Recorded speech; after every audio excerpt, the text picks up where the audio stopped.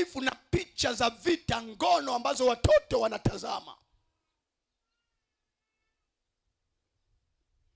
Mwingine yeye walikuwa wana mtindo wa kuangalia, walikuwa na VTV viwili. Nimesema VTV vingapi?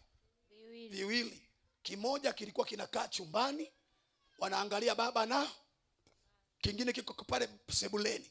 Sasa huku chumbani baba na mama walikuwa wanaangalia mpaka picha za ajabu kule ndani. Hapa sebuleni walikuwa wanawekea watoto vikatuni vya kawaida, na vingine wao wanafanya nini? Wanaangalia. Wakati mwingine wanawaletea mkanda, wanaangalia.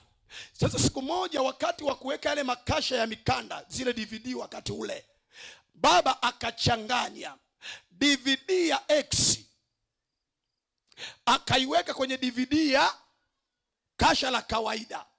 Alafu alipochanganya hivyo, akachukua ile kasha la kawaida akaweka sebuleni, alafu ile nyingine akaweka kwa kabati huko.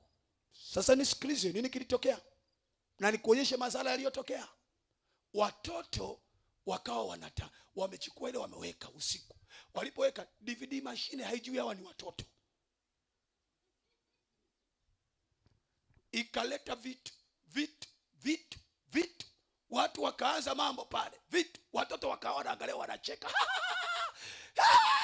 Sasa walipocheka kwa sauti kubwa, yule baba akashtuka, akatoka kule ndani. Alipogusa mlango, aka kengine kadogo kakubwa kidogo kakashtuka, mute, kakazima ile kule, kakazima tap, alafu kakatulia. Baba alipokuja, mbona mnapiga kelele usiku, watu wamelala? Kamwambia, si huyu Joyce, mimi namwambia 2 jumlisha 2 ngapi? Anasema 7.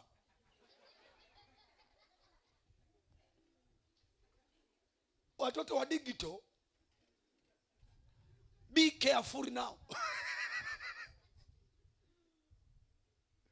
Sikiliza, baba alipo akawaambia, sasa msipige kelele, saizi ni usiku, mwende msipige kelele, muangalie kimya. Walipoondoka, kakaweka tena kale kakubwa, kakaruhusu. Akawaambia wale wadogo zake, yeyote atakayepiga kelele kwa nguvu nampiga.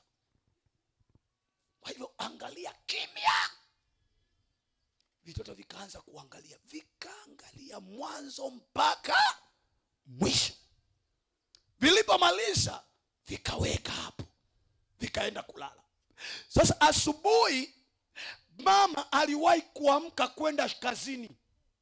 Kwa hivyo wakati ameondoka, baba anajiandaa ili na yeye aende wapi? Kazini. Mama mkwe akaja.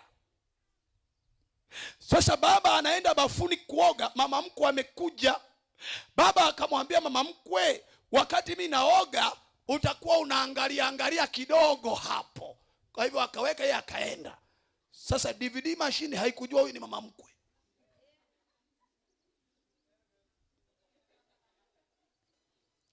Ikaanza kusoma. Sasa mama mkwe anaangalia mambo yaliyoko kule, wenyewe Waswahili wanasema buru. Mambo pale, mambo.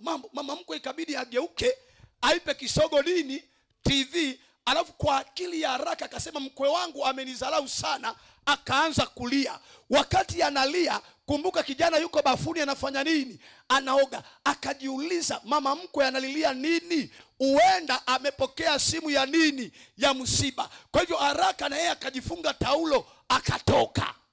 Alipotoka akaona mama mkwe yuko ameipa kisogo nini? TV. Kaipa kisogo. Alipoangalia kwenye TV kijana akaona mambo yanayoendelea pale. Amechanganyikiwa, akavua taulo, akafunika TV.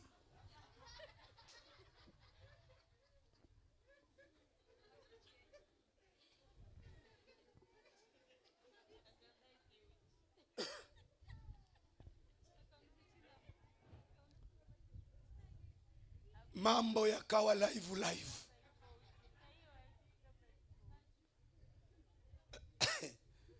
Lakini unajua nini kilitokea? Baada ya siku chache, tuache hayo mengine yaliyopita. Baada ya siku chache, baba anarudi kutoka kazini, akakuta binti yake Joyce yule mdogo na kale kavulana kake kadogo wako kitandani, wana sex. Unawapiga au